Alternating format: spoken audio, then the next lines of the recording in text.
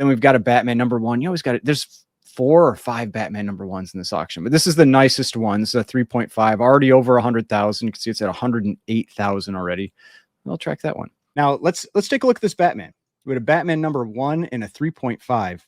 Pretty solid book. Old label. I mean, it looks good. It looks really, really solid for the grade. I had this Batman 1 going for 185,000. Record was 264,000. This one sold for 186,000. So 1,000 over my estimate, like pretty much right in line then. I mean, that's as close as I can hope to be. So I'm happy with that. But yeah, so solid sale for Batman 1. The interesting thing will be later in this auction today. There are 3 more Batman #1s that are coming up for sale. There's a 1.8, then there's like a 6 or a 6.5 restored, and then it's like a 3 or a 3.5 restored. And so I don't know what the impact is going to be of having 4 Batman 1s selling this close together, but the first one already did pretty well. Now I've got to watch all the Batman 1s. I mean, look, this is wild. 3 Batman 1s back to back to back. I have to think that's going to negatively impact these 2, probably, and maybe even this one. I mean, just having that many sell back to back, it's just, I feel like it's really going to eat into the demand on that day. I'm surprised that the sellers didn't want to maybe have one of their books sell on the Saturday, just to get it separated away. But hey, it's their choice as the seller. Right now we are on to the Batman #1s. So this is the first of 3. So you can see here, well, we already had the 3.5, but the first of 3 right in a row. So we've got a 1.8, we've got a 6.5 restored with a married back cover, and then we have a 3.5 with trim. I think it's all 3 edges are trimmed or something like that. These 2 are really tough to price because like the married back cover makes it tough that it's, it's a piece from a different book. And then it's like it. Yeah.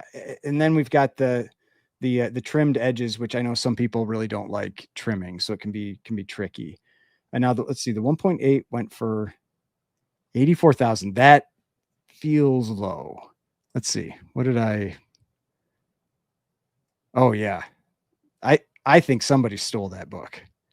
I don't know if somebody in the chat won that one, but I feel like that Batman 1.8 feels like a absolute steal.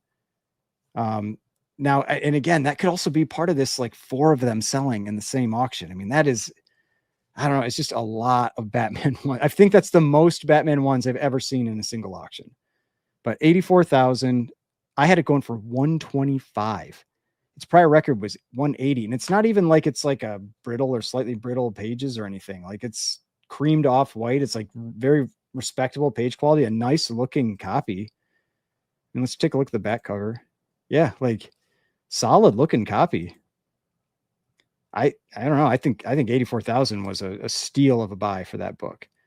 Then we have this one, the 6.5. I have that one going for 38, and it's already at what, like 43. So this one's already, which doesn't really surprise me. I was having a hard time pricing, but it's like, it feels like Batman 1. It's like it sells for between 40 and 50,000, no matter what.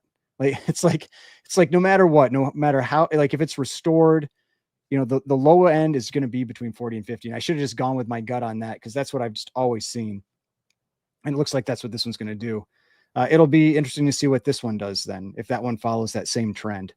That it's just like the bare minimum to get that book is 40 to 50 grand. But we'll see. It's almost closed. I see a 3.0 Batman 1 on Comic Link that sold last month for Heron. There's no way it was Universal. It had to have been restored or something. But I'll also say, like, that's why, like, Comic Link sales, I don't account for them really, because they don't get pulled in anywhere. So I know that they happen. But if I didn't specifically watch it or whatever, like, I don't know what happened. And so that's the same thing with everybody else out there. And that's why, like, the Comic Link sales, I don't typically account for them in my pricing, because unless everybody sees it and it's on the places where people can regularly check, it's like it didn't happen. It's kind of like it's in the wind. Okay, yeah, it was restored, but yeah, that does. If it was 30 grand, that sounds like it was a steal, and I wouldn't be surprised if that one got put back up. But that's one thing why people like to buy at Comic Link because nobody knows what they paid. And except for the few people that happen to maybe be watching that one specific book. And so that is definitely, that is one thing that people do like about purchase. I mean, myself included. It's one thing I like about Comic Link is then nobody knows what you spent on your book. You're not fighting your own purchase if you ultimately try to sell the book. That is always a challenge. If you're someone who's selling, is that if it goes into GPA, it goes into Go Collect or whatever, you're fighting your own purchase price. But yeah, so 50,400. I mean, that's a very respectable sale for that book. It's a nice looking copy. Like, it is a very clean looking copy. It is an extensive A5. I mean, it's had a lot of work done, but it's a clean looking copy. Now let's see. This one's sitting at 36. So that one's going, I mean, a little lower than what I normally see with these, but it is trimmed. And I think this one is this amateur? No, this is professional as well. So it's extensive. And then so this is an older graded book. And so the P means professional. If it had been amateur, it would say A, but it's also reglossed, which is one of my least favorite. I don't like the concept of reglossing. So there's a lot that's done to this one, and all three edges trimmed. Let's see, what did it end up? Has it finished yet? No, it's still going. So 37,000 now. We had some all winners books. I talked about these in my, I don't really care for this all winners number 3. I do like number 10. 10 is a pretty cool one.